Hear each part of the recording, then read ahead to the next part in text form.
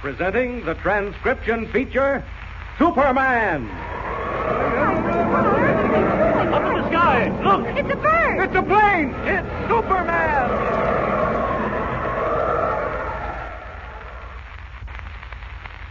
And now, Superman, strange visitor from another world who has come to Earth resolved to dedicate his amazing physical powers to the never-ending fight for truth and justice. Superman, who can leap tall buildings at a single bound, race a speeding bullet to its target, and who mingles with ordinary men disguised as Clark Kent, mild-mannered newspaper reporter. Kent had accompanied Professor A.B. Thorpe, inventor of a new deep-sea diving bell, on a voyage to the Caribbean Sea in search of a fabulous sunken Spanish gold treasure. When he failed to communicate with his paper, the Daily Planet, Editor Perry White became worried and sent Bill Wentworth, another reporter, down by chartered plane to investigate. Hidden aboard the plane was Jimmy Olsen, Daily Planet copyboy and friend of Clark Kent. In Manaus, the port from which Professor Thorpe's ship, the Juanita, had sailed, Bill Wentworth and Jimmy tried to hire a boat to search for the missing Juanita. By a strange twist of fate, they were led to Pete Escobar, a half-breed who had been the cause of all the Juanita's troubles. Jimmy let slip why they wanted a boat, and Escobar refused to rent them his. Before leaving Escobar's hangout, a back room at the Paradise Cafe, Jimmy found an old Spanish coin on the floor. On the street, he and Bill Wentworth examined it, were convinced it was part of the professor's sunken gold treasure. They were about to return to question Escobar when two men came out of the cafe and started after them. In the meantime, the Juanita, leaking and battered from the hurricane, is slowly making her way towards Manaus. As our story continues today, we find Clark Kent and Professor Thorpe conversing on deck. Listen. The first mate says we'll be picking up the Manaus lighthouse within the hour, Professor. The sooner the better, Kent. How's Captain Maddox? He's still unconscious. That stab wound he got when Pete Escobar and his henchmen came on board the Juanita was pretty deep. The wound in your shoulder seems to be healing up pretty well. Yes, I'm all right. But I'm worried about Maddox. Unless we reach Manaus soon, it may be too late. We're going as fast as we can, Professor. Incidentally, I never did really understand what happened last night. Well, you remember that after the bathysphere shot to the surface with Gleason, myself, and the gold treasure inside it, you, Captain Maddox, and the crew hoisted it on board. Yes. And then you suggested that everyone turn in. I recall the gold was left right in the bathysphere. Yes, that's right. Well, along about midnight, unable to sleep, I came up on deck and found Captain Maddox. Uh-huh. We chatted a few minutes, and then I offered to show him the Spanish gold. As we drew near the bathysphere, Escobar and his partner jumped out from behind the diving bell and attacked us with knives. And that's all I remember. I'm sorry I wasn't there with you, Professor. What good would that have done? 2 men with knives were a match for a dozen who were unarmed. Well, you can't tell. I might have been able to hold them off. Well, there's no sense in discussing it now. It's all over. The gold is gone, and Maddox lies at death's door. I've been a failure, Kent. A horrible failure. Oh, it wasn't your fault, Professor. I'm afraid it was, Kent. I should have dealt severely with Escobar and his gang when they first attacked us in Manaus Harbor and tried to steal the bathysphere. I shouldn't have let them escape. Well, we all make mistakes. I know, but this escape was a costly one. $2 million in gold. And possibly a man's life. I have nothing more to live for, Kent. If my dream of building a scientific institute that would work for the betterment of mankind shattered into 1 million fragments, all I am is an old, useless man. Oh, that's not true, Professor Thorpe. I'm afraid it is. This is my last chance to achieve success, and I missed it. Oh, maybe you haven't. Oh, it's time for me to go down and look at Captain Maddox. I'll go with you. All right. Kent, do you think there's any hope for him? I don't know. He's lost a lot of blood, but if we can get him to a doctor... Is the one in Manaus? Yes. Oh, here's his cabin. Kent, look at him in his face. He's as pale as a ghost. What's happened? His pulse is very weak. Seems to be slipping fast. Oh, Kent, what can we do? We're an hour from the lighthouse. How far from the harbor? 2 hours at least. Professor, you'd better go up on deck. I'll take care of Captain Maddox. How? Never mind. Just go up on deck. You're looking pale yourself. Go on. All right, but I don't know what you think you can do. Well, you just leave it to me. Now that he's gone, I'll see what I can do. Not as Clark Kent, but as Superman. 2 hours to Manaus Harbor. Poor Maddox will never last that long. It's a matter of minutes now. Somehow I've got to get off this ship with him and not be seen. Be taking a desperate chance in broad daylight, but life and death hang in the balance.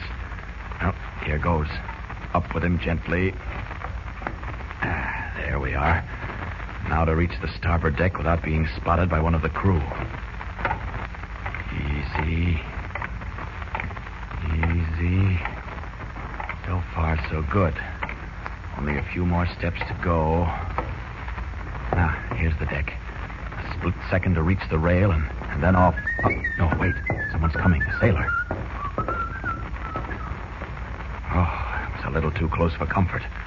I'll wait until he gets behind the deck house, and then the coast will be clear. Now, up, and away! Red cloak streaming in the wind, Superman wings like a giant bird for the distant town of Manaus, while the shadow of death hovered above him, threatening at any moment to steal the last breath of life from the unconscious body of Captain Maddox. In the meantime, a man and boy race wildly through Manaus' narrow streets and finally stumble exhausted into their room at the Waterfront Hotel. Slam the door, Jimmy. Lock it. But I will. Thought sure they were going to get us. We're not done with them yet. Here, pile those chairs up against the door. Right. You think they'll try to break in? I wouldn't put anything past those half-breeds. Here, help me with this table. Okay. It's all my fault, isn't it? If I hadn't mentioned the Juanita, everything would have been all right. Oh, forget it. What's done is done. Listen. Someone's coming up the stairs. Don't move. They're trying to get in. Open the door, Americano. Don't answer. Open, Americano. Jimmy. Yeah? Slip over to the window quietly. That's fine. Now help me raise it. All right. Gently. Take it easy. There.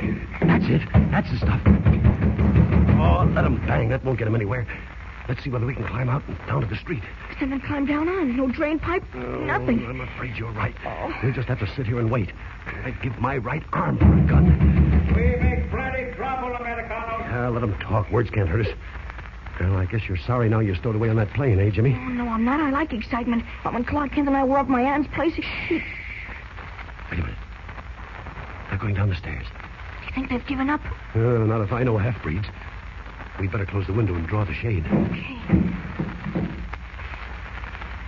What do you think they're going to do, Bill? There's no telling.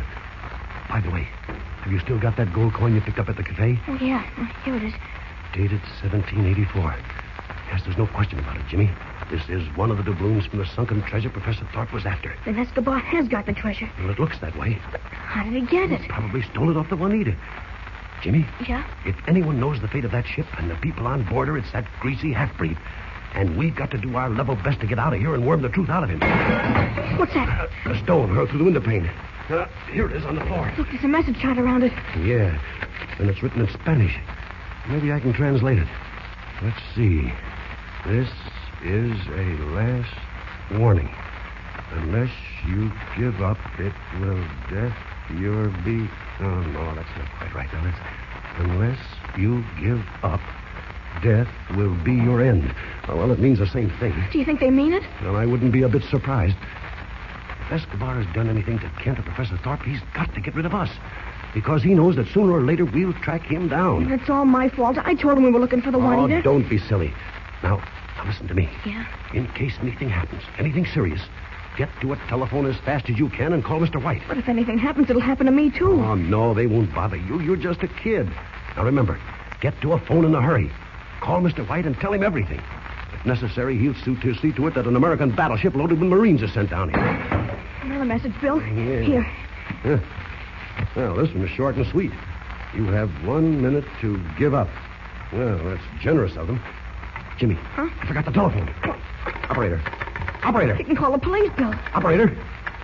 Operator. No, they're not that dumb. The wires have been cut. For a moment, I thought that there was a way out. How much of our minute is left? 30 seconds on my watch. Well, a lot can happen in 30 seconds. Anyway, I think it's just a bluff. You do, really? Of course. After all, it's broad daylight. You don't dare pull anything. Something's choking my throat up. Hey, smell it, Bill? Smoke. Bill, you don't think that Oh, they'll... take it easy, kid. Take it easy. Don't lose your head. It's smoke, all right.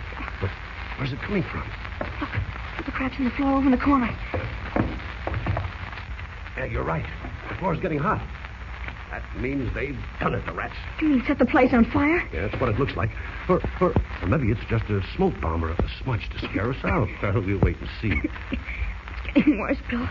Stay close to the floor. Put a handkerchief over your mouth. If it's just smoke, we can stand it. The window pane is broken and we're getting air. What's that crackling sound, Bill? Kid, I'm afraid it's more than just smoke. They weren't bluffing. The place is on fire. Get through the window. Right. Oh, we don't dare jump. It's a good 100 feet to the ground. What about the bed sheets? Couldn't we tie them together? Oh, there's only 2 of them. They're not long enough. What do we do, Bill? Let's see if we can get through the door. Come on. Okay. Move this stuff. Right. That's it. Now, open the chairs out of the way. There we are. Take it. Now stand back and I'll open the door. Okay. Oh, not a chance. That hall is an inferno. There's only one thing left, Jimmy. We've got to give up. I'll yell out the window. Hey! We give up. We give up. Didn't they answer? Where are they? Oh, gone, I suppose. They wouldn't hang around after setting a place on fire. Jimmy, look out! The door's coming in. It looks like we're trapped, Jimmy. Trapped. Trapped by Escobar's hired desperados in a tiny hotel room, Jimmy Olsen and Bill Wentworth are helpless to save themselves from the roaring inferno that soon will turn the wooden building into smoldering ashes. How will Superman, winging his way towards Manaus, be of help in snatching them from disaster? Don't forget to tune in next time and follow the thrilling story with Superman. And remember, tune in the next thrilling installment of the transcription feature, Superman. Up in the sky, look! It's a bird! It's a plane! It's Superman!